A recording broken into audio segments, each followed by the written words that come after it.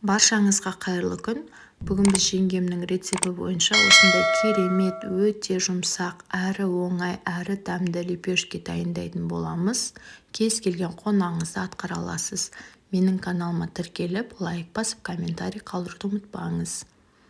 Бізге қажетті шамамен 2 килограммдай ұнға, дәміне қарай тұз, ашытқымызды қосамыз.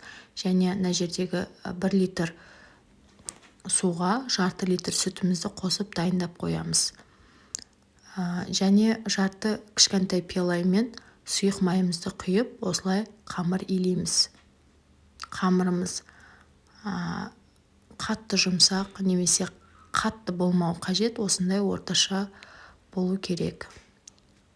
Жақсылап илеп, қамырымызды ашытып қоямыз.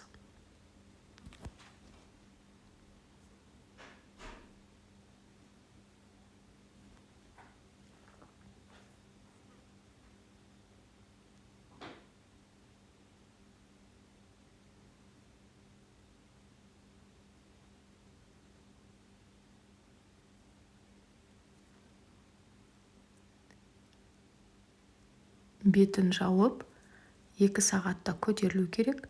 Міне біздің 2 сағатымыз өтті. Оны маймен осылай бір-бір қайтарып қоямыз.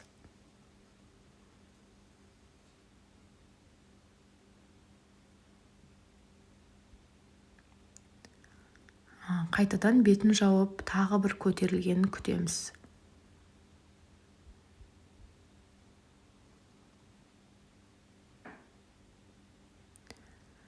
Енді осылай майдай етіп, күлше дайындап аламыз. Табамызды майлап, күлшемізді осылай орналастырамыз.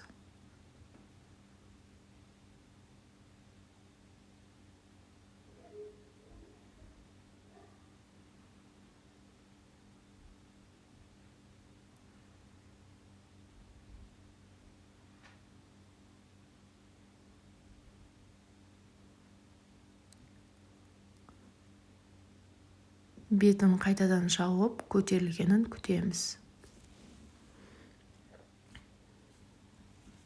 Міне біздің күлшелеріміз дайын. Осылай маймен жағып, маймен жайып шығамыз.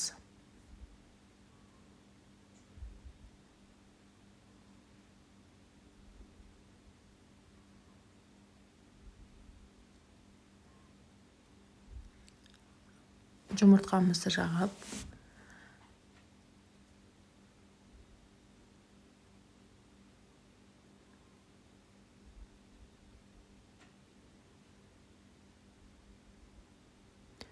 сәндік үшін күнжіт немесе мак сепсеңіздер де болады.